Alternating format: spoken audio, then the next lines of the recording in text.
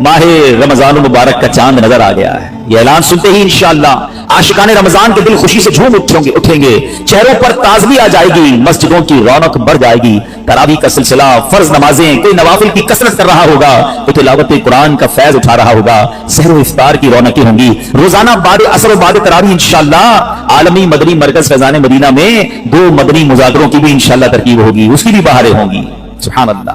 क्या आप जानते हैं रमजान मुबारक कितना अजीम महीना है? जी हाँ, वो महीना तशरीफ ला रहा है जिसे हदीस पाक में सैयदुश्शहूर यानी तमाम महीनों का सरदार कहा गया। मुबारक महीना आ रहा है, उसकी पहली रात से आसमानों के दरवाजे खोल दिए जाएंगे, फिर आखिरी रात तक, लास्ट नाइट तक वो दरवाजे बंद नहीं होंगे। तो इस महीने में एक सजदा करे उसे 1500 नेकियां लिखी जाती हैं और जन्नत में सुर्ख याकूत का घर बनाया जाता है।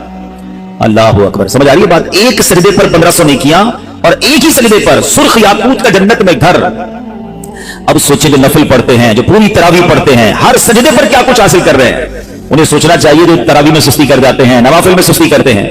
दिल पर चोट करने के लिए जुमला कह देता हूं, बाकी फिर आगे चलते हैं कि अगर यह कह दिया जाए कि माह रमजान में जो जितने सजदे करेगा उसे उतने 1000 रुपए मिलेंगे, तो बताएं कितने सजदे करेंगे?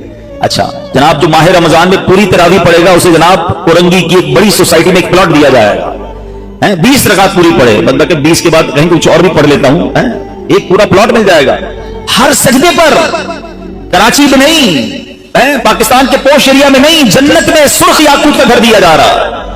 तो कितने सजदे करने चाहिए रमजान में? हमारे न्यारे हो गए ना, इतना आसान। सुभान अल्लाह। और सुनो, वो महीना आ रहा है कि जो माह रमजान का पहला रोजा रखता है इसके पिछले गुनाह माफ कर दिए जाते हैं। सुबह से शाम तक 70,000 फरिश्ते उसके लिए दुआए मगफिरत करते हैं।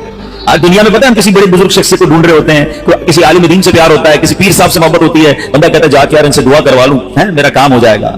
अल्लाह के फरिश्ते, और वो भी कितने, 70,000 सुबह से शाम तक रोजादार के लिए दुआएं कर रहे हैं। सुभान अल्लाह। जिसमें नफल का सवाब फर्ज के बराबर, फर्ज का सवाब 70 गुना बढ़ा दिया जाएगा। रमजान मुबारक की जब पहली रात आती है, अल्लाह पाक इस उम्मत की तरफ नजर रहमत फरमाता है, और जिस पर अल्लाह नजर रहमत फरमाए उसे कभी अजाब ना देगा। इससे पता क्या पता चल रहा है? 2-3 बातें आ गई हैं कि पहली रात बड़ी इंपॉर्टेंट है, आखिरी रात तो है ही इंपॉर्टेंट, बाद में बताऊंगा, मगर चूंकि पहली रात आने वाली है ना, first night of Ramzan is very important. आपने सुना उस रात हमें 2 रकअतें पढ़नी है, फिर फरमाया इस रात अल्लाह जिस पर नजर रहमत फरमाएगा उस पर कभी अजाब नहीं होगा, और फिर क्या फरमाया कि पहली रात आसमानों के दरवाजे खोल दिए जाते हैं। सुभान अल्लाह। तो ये खास रात है। फरमाया इस मुबारक महीने में बख्शिश के परवाने बांटे जाएंगे। कौन सा वक्त बड़ा सेंसिटिव है? ये इफ्तार का वक्त है ना, ये बड़ा सेंसिटिव है, बड़ा हसास, बड़ा खूबसूरत वक्त है। हदीस पाक में आता है, इसका मजमून है हर रोज इफ्तार के वक्त 10 लाख गुनाहगारों की बख्शिश की जाएगी। और इस मुबारक महीने में जब जुमा आएगा ना, कल भी जुमा है मगर वो शाबान का है, इंशाअल्लाह अल्लाह रमजान तक हमें जिंदा रखे, सेहत और आफियत के साथ अता फरमाए। इंशाअल्लाह जो अगला जुमा होगा, रमजान में जितने जुमे होंगे, फरमाया तब तो वारे न्यारे हो जाएंगे जुमेरात की मगरिब से लेकर गुरूब आफ्ताब से जुमे के गुरूब आफ्ताब तक। ये 24 आवर्स है, ये जो दिन रात है, फरमाया हर घड़ी में 10 लाख गुनाहगार जहन्नम से आजाद कर दिए जाते हैं। और वो भी कौन से? जिन पर जहन्नम वाजिब हो चुकी थी, गुनाहों की वजह से जिन पर जहन्नम वाजिब हो गई, वो गुनाहगार बख्शे जाएंगे। अल्लाह अकबर। अब सोचो ये रमजान कैसा महीना है, इसकी कितनी खुशी होनी चाहिए, कितनी प्रिपरेशन होनी चाहिए। इफ्तार का वक्त इतना नाजुक वक्त है कि 10 लाख बख्शे जा रहे हैं। हम इफ्तार में किस काम में लगे रहते हैं? भाई समोसे आगे के नहीं आए, पकौड़े आगे के नहीं आए, शरबत कहाँ है, दही बल्ले कहाँ है, फला चीज कहाँ है, घर में अफरा तफरी मची होती है। प्लीज ट्राई टू अंडरस्टैंड, ये इफ्तार का वक्त मांगने का वक्त है, गिड़गिड़ाने का वक्त है, आंसू बहाने का वक्त है कि मौला आज 10 लाख बख्शे जा रहे हैं, उन बख्शे जाने वालों में मेरा भी नाम लिख दे। आज सारे घर वालों को भी कह दिया करो कि छोड़ दे किचन के काम, हम बैठ जाए, जो हो गया तैयार ठीक है, ये आखिरी 10-15 मिनट। और सुभान अल्लाह, कराची वालों को तो और फायदा ये है कि ऐन उसी वक्त आलमी मदनी मरकज में एक अजब समा होता है, एक आंसुओं की बरसात है, एक दुआओं का सिलसिला है। हमारा तो टाइम भी मैच होता है ना, पंजाब वाले या दुनिया के दूसरे मुल्कों वालों का इफ्तार का वक्त नहीं होता, हमारा तो एग्जैक्ट इफ्तार का वक्त नहीं होता है। तो क्या ही अच्छा हो कि बाप भी बैठा हो, माँ भी बैठी हो, बच्चे भी बैठे हो और हाथ उठे हुए हो, अल्लाह की बारगाह में इल्तिजाए हो, अल्लाह हमारा घराना तेरे दरबार में हाजिर है, अल्लाह इफ्तार का वक्त है, 10 लाख बख्शे जाएंगे। इस बख्शे जाने वालों में हमारी फैमिली का, हमारे घर बार का नाम लिख दे। तो मेरे इस्लामी भाइयों, पर्दे में जो मेरे इंटरनेट पर इस्लामी बहनें सुन रही हैं, बाद में सुने, कुछ ऐसा इंतजाम घर में करें कि 10, 15, 20 मिनट पहले अब सारे कामों से फारिग हो जाएं, अब दुआओं में गुजारें। इफ्तार का वक्त, इफ्तार से पहले भी दुआ करें, मगर जो खास मकबूलियत की घड़ियां हैं वो ऐन इफ्तार के बाद हैं। इफ्तार में लग जाते हैं हम, खजूर खा ली, पानी पी लिया, दोबारा हाथ उठाएं, दोबारा मांगे, ये वक्त है मांगने का, ये कबूलियत की घड़ियां हैं। अल्लाह करे कि हम इन लम्हात को प्रॉपर अंदाज में, सही अंदाज में गुजारने में कामयाब हो जाएं। क्या खूबसूरत अशार लिखे गए कि वाह क्या बात है माहे रमजान की, وہاں کیا بات ماہ رمضان کی، وہاں کیا بات ماہ رمضان کی، آیا رمضان آ گیا رمضان، وہاں کیا بات ماہ رمضان کی، جان رمضان پر میری قربان، وہاں کیا بات ماہ رمضان کی، فضل رب سے تیرا گیا رمضان، لوٹو رمضان کا لوٹ لو فیضان، وہاں کیا بات ماہ رمضان کی۔ انشاءاللہ وہ مہینہ آنے والا ہے، اپنے دل میں خوشی داخل کیجئے، پریپریشن کیجئے، تیاری کیجئے۔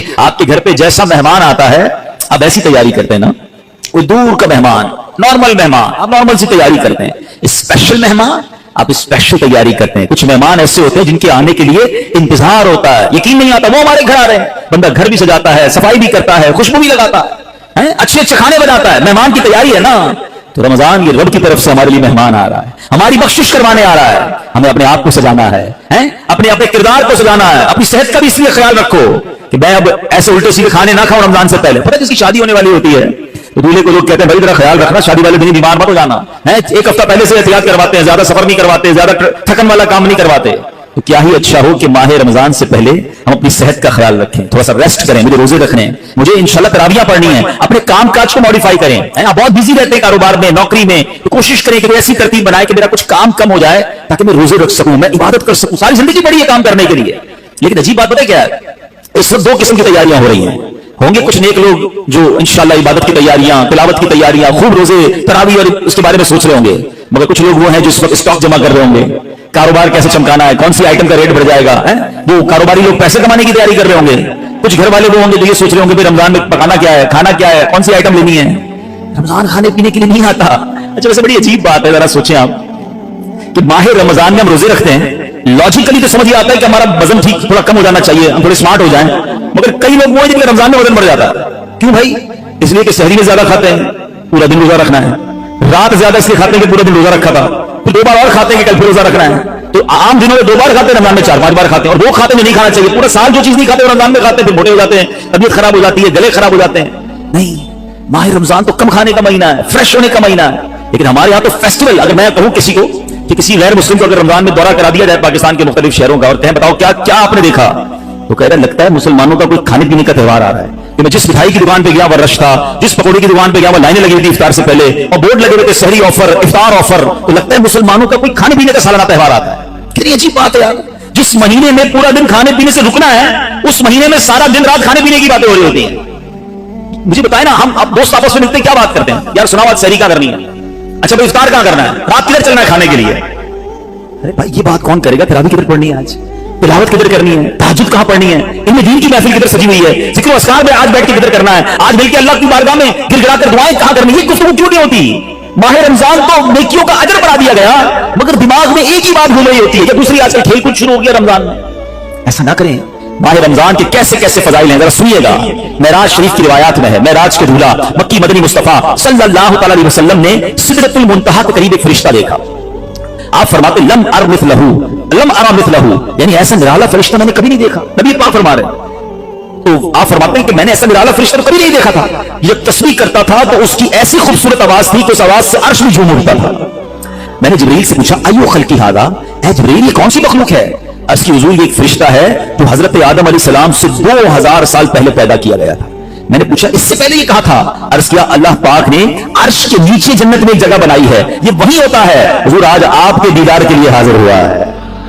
کیا شان ہے میرے آقا کی، ہر کوئی فدا ہے بن دیکھے، دیدار کا عالم کیا ہوگا۔ ارے فرشتہ بھی میرے آقا کے دیدار کا تمنائی ہے۔ جبریل امین کہتے حضور آج آپ کے دیدار کے لیے حاضر ہوا ہے۔ مکی مدنی سلطان صلی اللہ تعالی علیہ وسلم فرماتے ہیں اب نبی پاک علیہ الصلوۃ والسلام نے اس فرشتے سے بڑا کمال کا سوال کیا، ذرا سنیے گا آپ کا ایمان تازہ ہو جائے گا۔ پیارے آقا علیہ الصلوۃ والسلام اس فرشتے کو سلام کیا تو وہ تسبیح میں مصروف تھا، اللہ پاک کی تسبیح میں مصروف تھا، اسے سلام سنائی نہ دیا۔ اب جبریل امین نے اسے کہا ہاذا محمد صلی اللہ علیہ وسلم، یہ محبوب خدا جناب رسول اللہ صلی اللہ علیہ وسلم ہے۔ جب اس نے سنا تو خوشی سے اپنے دو سبز پر پھیلائے، یہ اتنے بڑے پر تھے جنہوں نے آسمانوں اور زمین کو گھیر لیا۔ اب اس نے مجھے نبی پاک فرماتے ہیں مجھ سے گلے ملنے کی سعادت حاصل کی، ادب سے بوسہ بھی دیا، پھر عرض کی یا رسول اللہ صلی اللہ علیہ وسلم آپ کے لیے گڈ نیوز ہے، آپ کے لیے خوشخبری ہے کہ اللہ پاک نے آپ ماہ رمضان کے صدقے آپ کی امت کی بخشش فرما دی ہے۔ اس فرشتے نے نبی پاک کو خوشخبری عرض کی کہ حضور آپ کی امت کو اللہ نے ماہ رمضان کے صدقے بخش دیا ہے۔ سبحان اللہ۔ نبی ہاشمی صلی اللہ علیہ وسلم مزید فرماتے ہیں اس فرشتے کے سامنے دو صندوق رکھے ہوئے تھے جن پر ہزاروں تالے لگائے ہوئے تھے۔ میں نے پوچھا ان صندوقوں میں کیا ہے؟ اس فرشتے نے عرض کی ان صندوقوں میں آپ کی امت کے روزہ داروں کے لیے جہنم سے آزادی کے پروانے ہیں۔